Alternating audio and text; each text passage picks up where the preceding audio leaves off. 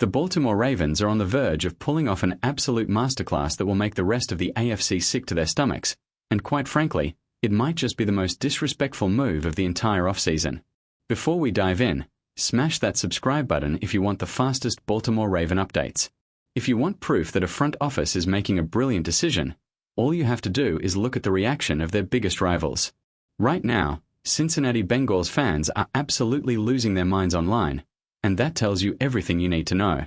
Word has officially leaked that the Baltimore front office didn't just casually invite defensive tackle DJ Reader in for a friendly chat. They actually had him take a full medical physical. That is not a drill. That is the ultimate sign that the front office is dead serious about locking him down. Right now, the heavy expectation across the league is that this massive defender will put pen to paper right after the draft concludes. Multiple sources indicate Baltimore is the prime destination, even though a few other desperate franchises are trying to enter the sweepstakes. This proves beyond a shadow of a doubt that the coaching staff knows they have a gaping hole on the interior defensive line, and they are actively trying to plug it with a proven wrecking ball. Honestly, this is the exact type of aggression that brings the entire fan base together. We all know how divided football fans can get over draft picks and salary cap management, but bringing in a guy of this caliber is a universal win. Every single person watching this team knows we need to give this signing the ultimate green light. He is the ultimate skeleton key that unlocks the true potential of ascending players like Travis Jones. But the real reason this move is so absolutely critical involves a terrifying medical situation hiding on our own roster. But wait until you hear the truth about the offensive and defensive trenches before we get to that nightmare scenario. Are we really going to pretend that last season was acceptable from a physical standpoint? Before last year even kicked off, during the darkest days of the schedule, and immediately after the final whistle blew on the season, every loyal supporter screamed the exact same thing. We had a total disaster in the trenches.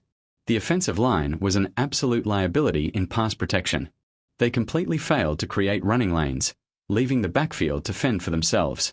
Because the blocking broke down so often, our superstar quarterback Lamar Jackson took more brutal hits than ever before. He was running for his life, and the injury toll was completely unacceptable. The defensive side of the football was somehow even worse. It was pure agony watching our guys rush the passer. Opposing quarterbacks could have set up a picnic in the pocket. They had all morning, all afternoon, and all evening to scan the field and pick apart our secondary. You simply cannot win football games when the enemy quarterback never gets his jersey dirty. Thankfully, the organization finally woke up and started addressing this massive failure. The offensive line additions might not make headlines on national television, but they are crucial. Bringing in grinders like John Simpson, Danny Pinter, and Javon Gwynn provides the exact type of gritty versatility we desperately missed. They aren't flashy, but they are street fighters. However, the real revolution is happening on the defensive side of the ball. The ultimate game changer wasn't even a player. It was the absolute masterclass hiring of Jesse Minter as head coach, paired with the brilliant addition of Anthony Weaver as defensive coordinator. We already know the magical things Minter can do with a pass rush and an overall defensive scheme.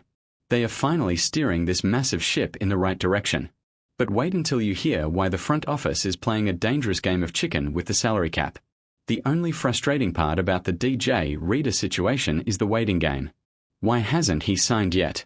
The smartest insiders point to the post-draft timeline for one very specific reason. Management is completely obsessed with protecting their precious compensatory draft picks. Nothing is officially signed right now because the front office refuses to jeopardize the extra draft capital they earned after losing key free agents like Isaiah Likely and Tyler Linderbaum. Look, building through the draft is smart, but ignoring a massive free agent just to save a future late-round pick is a dangerous gamble. A towering presence like DJ Reader, or even a weapon like David Njoku on the other side of the ball, represents an immediate, massive upgrade over the current depth chart. The front office loves hoarding draft picks like gold, but sometimes you just have to pay the toll to win a championship now. So, what exactly does DJ Reader bring to the table that makes him so valuable? He is a pure, unadulterated block eater. He swallows offensive linemen whole so that his teammates can feast on the quarterback. He spent the last 2 years bullying people with the Detroit Lions, and before that, he was terrorizing us while wearing a Cincinnati Bengals uniform. We know exactly how lethal he is because we had to play against him. He is never going to lead the league in sacks. He is never going to put up the flashy statistics that win Defensive Player of the Year awards. Not everyone on the field can be Aaron Donald. But a defensive tackle of his massive size and relentless power makes the game effortless for everyone standing next to him. Imagine how destructive Travis Jones could be if he never had to face a double team again. Imagine the freedom it provides guys like Broderick Washington and Nnamdi Madubuike. But the biggest beneficiary of this entire signing lives on the second level of the defense. I have a spicy comment challenge for you right now. Who is to blame for the defense collapsing late in games last year? Drop a name below. If you ask me, Roquan Smith has looked like a shell of himself over the last 2 years. I don't pretend to be a professional film analyst breaking down complex coverage, but anyone with eyes can see that things have been remarkably ugly for our superstar linebacker. Someone even joked that his talent vanished the moment he switched his jersey to the number 0. Whatever the reason, he has not looked like an elite enforcer. A fresh scheme under Jesse Minter will naturally fix a lot of these broken assignments, but scheme alone cannot block a 300-pound guard flying up to the second level. DJ Reader acts as a human shield. He keeps the offensive line completely occupied, allowing Roquan Smith to run totally free and hunt the football. It also takes a massive amount of pressure off whichever young linebacker lines up next to him, whether that ends up being Trenton Simpson finally taking a massive leap forward, or waiting to see if Tommy Buchanan is healthy enough to contribute. The domino effect eventually reaches the defensive secondary, which is where the Real bleeding happened last year. Our defensive backs looked completely lost for 2 straight years, and it was entirely because the defensive line generated 0 pressure. DJ Reader won't sack the quarterback 10 times a year, but he collapses the pocket, forcing bad throws that turn into easy interceptions. Coach Minter has spoken openly about wanting to make the game as easy as possible for Lamar Jackson on offense. You better believe a defensive-minded genius like Minter wants to apply that exact same philosophy to his defense. But wait until you hear the devastating truth about our highest-paid defensive star and why this entire roster is hanging by a thread. We have to address the elephant in the room. The defensive line is currently a graveyard of question marks. Travis Jones is solid, but what is the plan with Broderick Washington? He missed a massive chunk of the season, and honestly, he is a prime candidate to be cut for salary cap relief.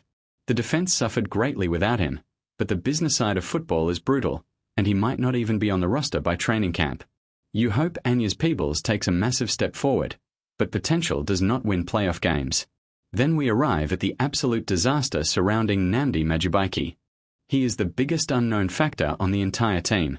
Sure, we have all seen the highly edited workout videos on social media where he looks explosive and healthy, but we have absolutely 0 official confirmation on his actual medical status. Let us be brutally honest about the reality of his situation. He suffered a horrific neck injury in Week 2 against the Cleveland Browns. We never saw him put on a helmet again for the rest of the year. Football is an incredibly violent, unforgiving sport. Anyone who calls these athletes soft has absolutely no idea what it takes to survive in the trenches. One random snap can end a career forever, even if you are not directly involved in the tackle. Even if Nnamdi gets medically cleared, you cannot just assume he will return to his dominant form. A neck injury is not like a torn ACL or a ruptured Achilles where modern medicine guarantees a full recovery. Neck injuries are incredibly terrifying and completely unpredictable. Just look at the history of this brutal league. Zach Orr had a brilliant future ahead of him before a neck issue forced him into early retirement. CJ mostly dealt with severe complications. Even the legendary Peyton Manning had his career completely derailed and altered by a neck fusion. Therefore, the coaching staff must treat Nnamdi Madubuike like an absolute luxury item. You cannot build your entire defensive strategy around a guy who might be one awkward hit away from permanent retirement. Yes, the front office handed him a mountain of cash. Yes, he is taking up a massive portion of the salary cap. But right now, any production he gives you is just a lucky bonus. It cannot be the foundation of your defense. This is exactly why delaying the DJ Reader signing is such a massive betrayal to the current locker room. You have a proven, available, veteran enforcer sitting right there. You have a massive hole on your defensive line. You cannot afford to wait around and play games with compensatory draft picks while your rivals are actively trying to steal him away. The front office needs to stop overthinking this. Do you want to protect future draft picks, or do you want to dominate the trenches right now and win a championship? If they let a talent like this slip through their fingers just to save a late-round draft pick from the Tyler Linderbaum departure, it will be an unforgivable mistake. Let me know exactly where you stand on this massive decision. Should the front office play it safe, protect their future assets, and hope the current roster magically stays healthy?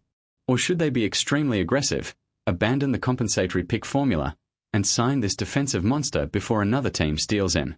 Jump into the comments and tell me exactly what DJ Reader would do for our championship window. Make sure you are subscribed with notifications turned on so you never miss a single update regarding our team. Hit the like button on your way out, because it pushes this vital information to the rest of the fan base. Stay loud, stay proud, and let's hope the front office finally pulls the trigger on this masterclass move.